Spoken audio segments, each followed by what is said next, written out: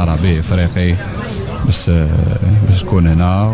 وشكرا لكم انتم اللي جيتوا. بارك الله فيك، بالتوفيق. أول شيء شرف لنا كلنا كعرب وكحارس عربي ينافس حارسين على مستوى العالم.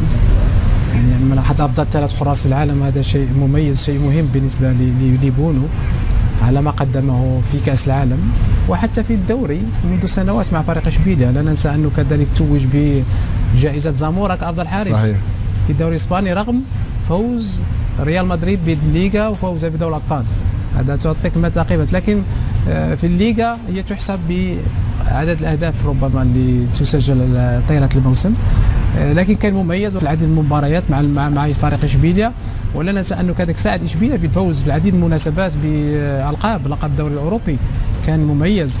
زيادة كمان التألق مع منتخب